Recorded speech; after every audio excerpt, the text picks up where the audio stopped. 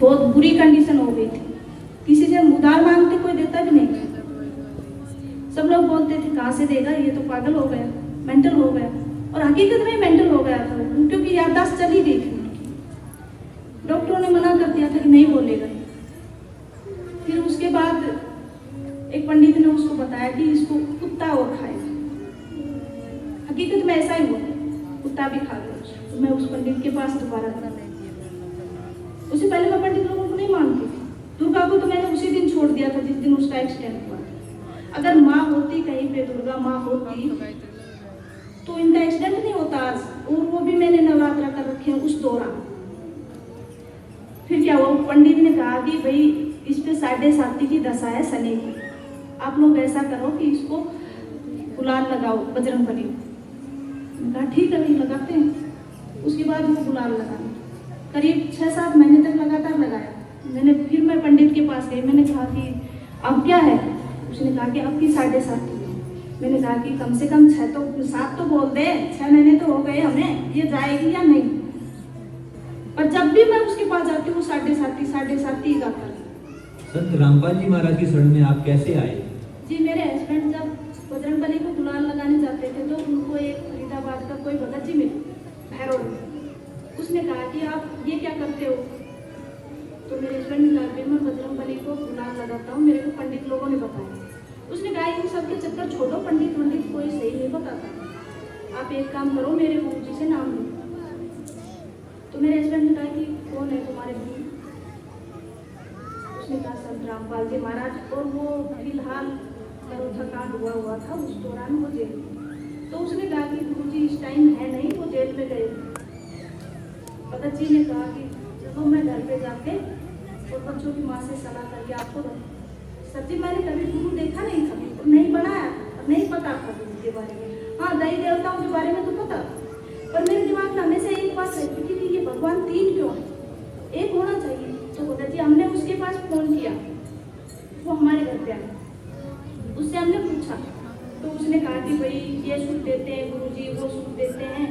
उससे पहले मुझे गुरु के महत्व का नहीं पता था गुरु क्या होता। तो सब उसने कहा कि संत रामपाल जी महाराज अभी है नहीं और आएंगे तब हम आपको नाम दिलाते हैं। तो जैसे ही संत रामपाल जी महाराज आए, वो भगत जी हम लोगों को वहाँ पे लेके गया। उसके बाद जैसे ही हमने नाम लिया तो हम हर 15 दिन में सत्संग में जाने लगे। तो धीरे धीरे मालिक की, परमात्मा संत रामपाल जी महाराज की दया होने लगी हम लोगों को।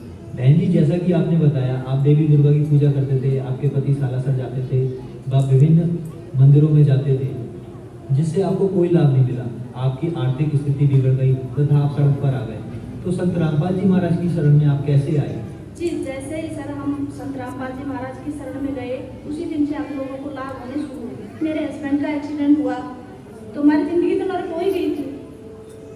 पर उसके बाद जैसे ही उन्होंने संत रामपाल जी महाराज से नाम दीक्षा ली, धीरे धीरे उनकी स्थिति सुधरती आ गई। आज उनकी आवाज़ भी बिल्कुल ठीक है।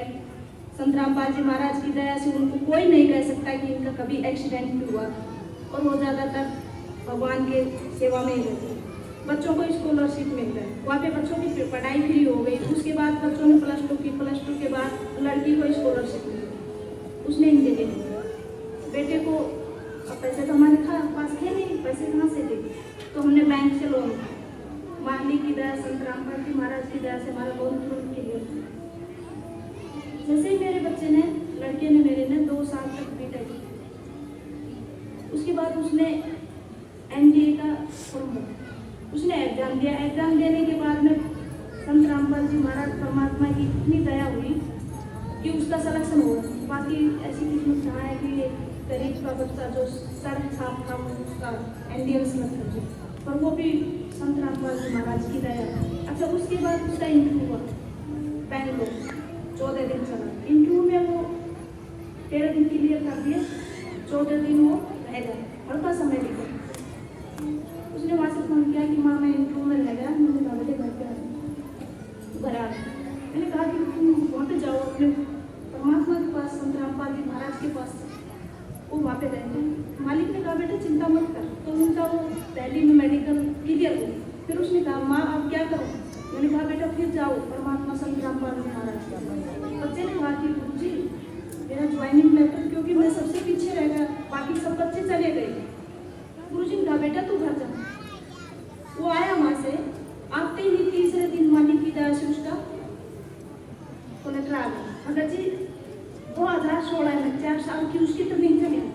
उसके बाद उसने 2016 में एनडीए क्लियर किया और राष्ट्रपति गोल्ड मेडल 2500 बंदों में सिर्फ एक भगत जी, मेरे भगत जी और मैं वहाँ पे गए केरला एजीमाला।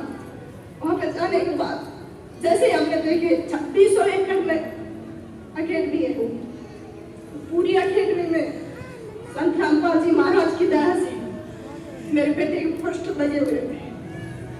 जहाँ भी देखे लेफ्टिनेंट के एजुकेशन किया, सब पूछो मत, मेरे भगत जी वहाँ पे रोने लगे। बहुत ही सड़क आपकी ऐसी किस्मत जो आपने ऐसा बना दिया। हमें 3 दिन तक बस सिर्फ जिधर भी देखे माइक में एक आवाज आई, लेफ्टिनेंट के एजुकेशन। मैं और मेरे हस्बैंड बस सिर्फ और सिर्फ संत रामपाल महाराज को 3 दिन तक याद करके रोके। जैसे ही उसको राष्ट्रपति गोल्ड मेडल उसके कंधे पर लगा, मेरे भगत जी से रुका नहीं कर। वो 2500 बंदों में इतनी जोर से रोने लग गए कि मालिक, हमने लोगों ने तो आत्महत्या करने की सोच ली थी, क्या किस्मत बना दिया सर। आज मैं मेरे गांव में सबसे ज्यादा खुश नसीब हूँ क्योंकि मेरे साथ भगवान है, मेरे परमात्मा है। और शायद मैं ये कहूँगी कि मेरी जोड़ी छोटी पड़ गई, परमात्मा ने मुझे इतना दे दिया, उम्मीद नहीं थी, नहीं मेरी किस्मत इतनी अच्छी नहीं थी भगवान मुझे इतना दे दे। मालिक की दया से एक साइकिल नहीं थी, आज बंदी छोड़ सकते रामपाल जी महाराज की दया से 3 गाड़ियाँ खड़ी हैं और इतना कब्जा हो गया था इसकी कोई हद नहीं।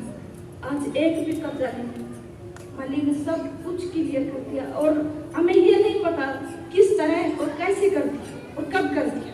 सर आज हम संत रामपाल जी महाराज की दया से बहुत सुखी हैं, घर में कोई कलह नहीं है, मालिक की दया सिर्फ और सिर्फ बनती है।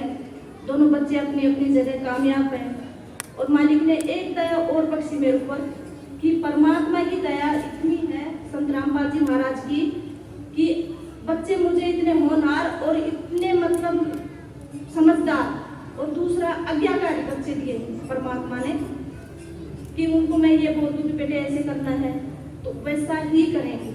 और मालिक का हाथ संत रामपाल जी महाराज का हाथ उनके सर के ऊपर है। मेरे गांव में मैं सबसे ज्यादा खुश नसीब हूँ, भगवान ने मुझे बहुत कुछ दिया है जितना मैं कभी उम्मीद ही नहीं की थी, इतना कि शायद मेरी किस्मत ऐसी हो सकती है। पर आज मैं सीधा ठोके ये कह सकती हूँ कि मेरा से सुखी मेरे गांव में कोई नहीं।